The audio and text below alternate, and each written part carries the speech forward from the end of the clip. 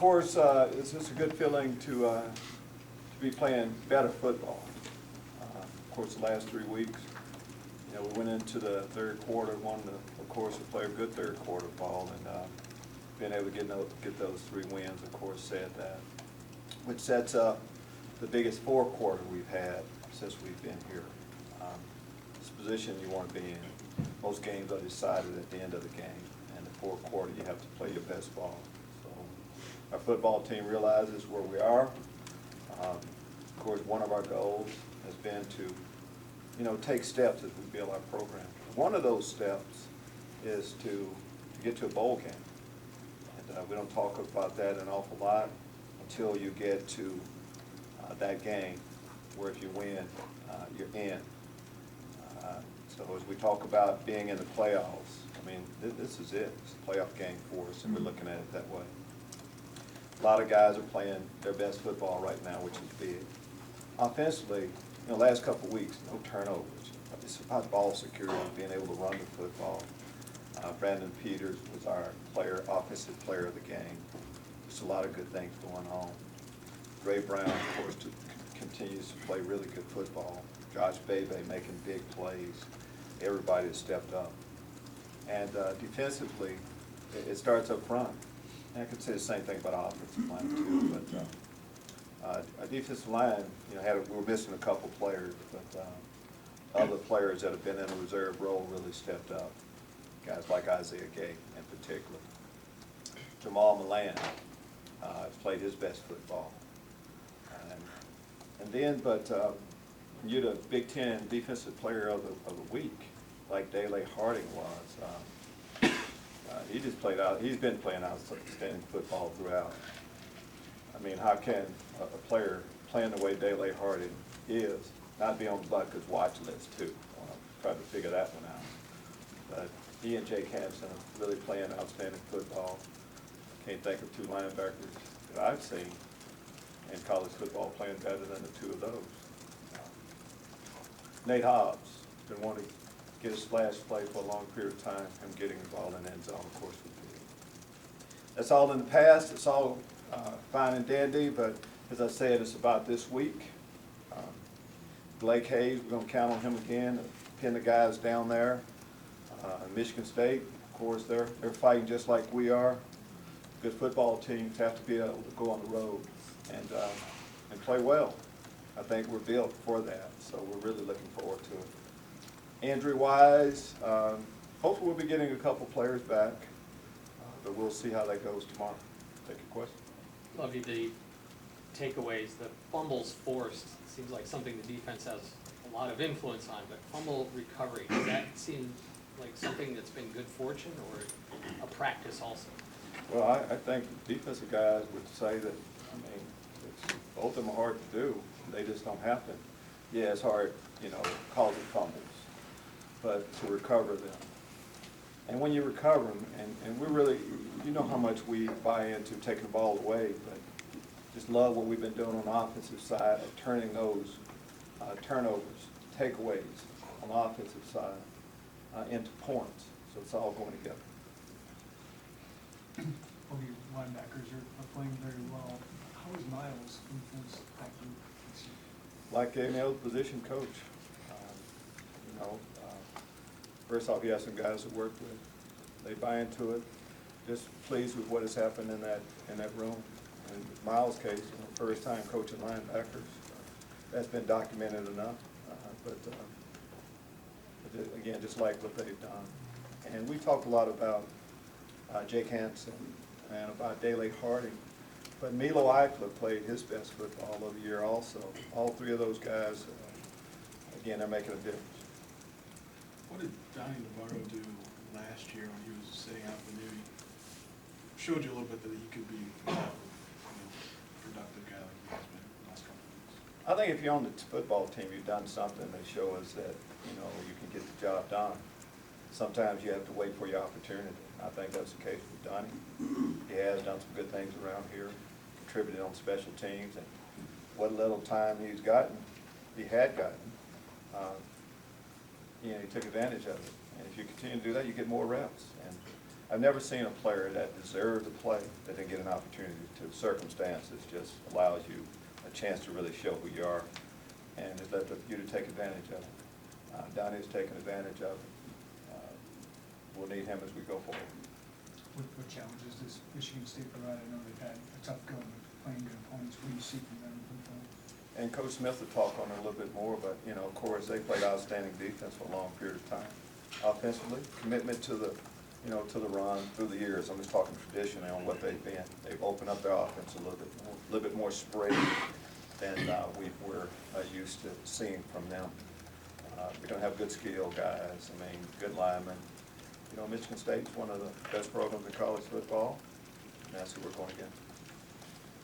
Lovie, obviously you guys have been generating a lot of takeaways, but it seems like some of your seniors have been responsible for a lot of those. Stanley Green said that it's kind of about time some of those guys start producing like that. What have you seen them do to get things to click? Well, you're right. If we're talking about a senior, it is time. You know, as we talk about having an opportunity to do a bowl game, none of us have. And of course, the senior class hasn't. And you run out of time, so you want guys to step up. And rightfully so. Stanley Green, first off, Stanley Green has played outstanding ball since he came back from the injury. Tymer Oliver, you know what you're going to get from him, always. I mentioned Jamal Milan and how he's played. So we need those guys to play that way, especially seniors. And of course, I know we're talking defensive line a little bit, but then you throw in our captain, Daley Harding. But that's what we expect. Lovie, a lot of the guys talked about just believing in themselves a little more after closing out that Wisconsin win. Have you noticed a change, maybe just in attitude a little bit over the last few weeks? I think it has to give you confidence when you make plays, you find a way to win, you do something you haven't done before that you know, knew you were capable of doing, but you need to be able to do it. You get momentum, of course, that does an awful lot for the building. A little bit more giddy up in everybody's step a little bit more excitement. And to be playing football that matters in November. That's what we're really most excited about, is an opportunity to do something we haven't done in a long period of time. When you watch film, what stands out about Michigan State's defensive line? Why are they so good? They play hard, sound, fundamentally, play hard, you know, similar front, you know, of course, as far as how we play defense, the two of us I'm talking about.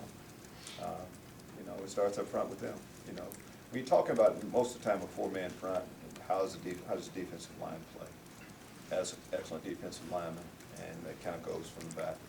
2 years ago when all those freshmen played as true freshmen, did you see something like this envisioning 2 years down the road of what you guys could be? I should hope so. I mean, when you play freshmen like that, we played those guys back then because they were the best we had, and they're a couple years older. So good things should be happening for them, and they are. So yes, we saw it, and we were hoping that this would be the case, and almost to a man, all the guys that are still here, we've seen our game, you know, improve so much. And again, it's time for it to start adding. It's one thing to be making improvements, for it to show up in the win column. Yes. Owen Carter got a little bit of reps at defensive tackle. What was reasoning behind that? What do you think he could do there that could get him more points? Well, when you look banged up, I mean, we want guys that are flexible, that can do a couple things. It's Owen Carney won't be playing an awful lot inside except on passing downs, and these were a few passing downs where we had a pretty good idea that they weren't gonna. We're hoping they weren't running. We're gonna run the football. They did on a couple of those situations, but he gives us some flexibility. Lovie, what would it? Middle linebacker being the quarterback of the defense. What is it about Daley's skill set and personality that's allowed him to excel in that position? First off, he's a smart player. He gets it, he knows. And when you know, when guys are watching you, he does everything right. So he has everybody's attention. So knowing what to do and being a voice, that's good. But then when you start playing, you need to play good football. And nobody's played better ball than Daley Harding has. That gets your attention a little bit more. But just like as Coach Smith would say on the offensive side, it starts with the quarterback. Daley Harding makes a lot of checks based on formations and just, you know, all the communication that goes on with him. He's got a lot on his plate before he has to line up and do his job. He's done it well. You mentioned the bucket list for him, so clearly you're not happy about him being not on there, right? See, I'm not happy. I'm just gonna say that, I mean, University of Illinois, like his statue out front, Mike linebacker at the University of Illinois, has as good a stats as anyone around. Who's the leading tackler in the Big Ten? Who? Is it Daly? Who scored more touchdowns, defensive touchdowns than Daly Hart? Okay. Calls fumbles, recovered fumbles, what else are you looking at? I don't know the criteria for it, but, you know, it's not about individual awards mid-season. I assume eventually you keep playing football, the respect that everybody deserves, they get. Lovie, what would clinching a bowl berth mean for you personally and for particularly the seniors? You know, I just go to the seniors. I mean, guys that have, you know, been here 4 years and have contributed so much to the growth of our program. That's how you reward good play. A job well done, feel like it's get to a bowl game. And to have that opportunity, that's what we're talking about now. We have an opportunity to do something in November that we haven't had in a long period of time. And that's all the seniors are asking. And to have a chance to finish it up the right way, and I'm betting on it. What's the dynamic like when your program gets more of a spotlight on it? You know, you guys get more attention? That's good. I guess everybody wants that. I think the team is focused more on, you know, just how we're playing. And if you continue to play well, good things happen to you. It's kind of simple as that. Keep your head down, keep working every day. That's what we've been preaching for a long period of time. And for the players to actually see it turning out that way, of course, it'll be. Coach, your game playing against Wisconsin feels like it could be one that you could use again against Michigan State. Like, how much confidence do the guys have knowing that kind of going up against similar offenses and you had success against Wisconsin? You might be able to see on Saturday against Michigan State. Similar in a way, but pretty different, I'd probably say. But you know, we've known. I mean, Michigan State has had the same coaching staff there for a long period of time. We can even go back to some of the things that they did a few years ago when we played them. But feel like, you know, we're equipped to have a chance to have success against anybody, you know, any type of offense that we play. And you call upon all of the successes that you've had and some mistakes you've made. We're going to try not to make those, of course, this week. Kind of going off of that, your defense has had some of its better performances this year against those pro-style type of offenses. Why would you just, what would you just kind of attribute to that, other than being able to? I don't want to make it simplified too much. It was playing better ball. It's not like we changed up. You know, you guys are the ones that have been trying to get us to change up what we believe in defensively, and we weren't buying that. We believe in what we're going to do and what we've been doing, and if guys buy in, which they've done, and continue to work hard, you eventually see some positive results, and that's what we're seeing. Coach, there was another recent study that came out about CTE. How has that affected the way you coach defense and protecting players? Hasn't affected how we coach it at all. I mean, everything we do, of course, is geared towards player safety. We're not going to ever put our guys in tough situations. We try to teach the guys the proper way to block, tackle, not to lead with your head, don't use a helmet as a weapon. So it hasn't affected anything that we've really done. How has this surge affected recruiting for you guys, not only in the 2020 class, but How is it what now? how has it affected recruiting, just this recent three-game The surge, streak okay. you're on? Well, it all helps. I mean, on what has helped our recruiting, first off, I'm going to go back. It seems like every time I've talked in the press conference, I've talked about our facility. That's helped quite a bit. But it always comes down to with young people, they want to go and play eventually for a winning program. So that part of it, of them being able to see a better product on the football field, has helped an awful lot. As you know, each week we're recruiting right up until all day yesterday, big recruiting. So we have a lot of things going on that way, and yes, all of it is happening. So the recruits been kind of impressed the last couple of weeks when they walked past the bucket statue.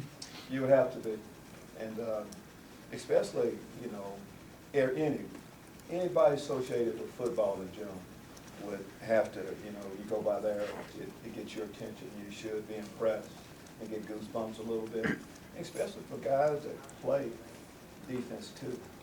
And as a linebacker, to go across, I get a chance to play the same place Dick Butkus. And if you didn't know that, of course, with that statue out there, there's always someone taking a picture with it. So it's one of the, Dick's one of the most popular guys on campus, I'll say that.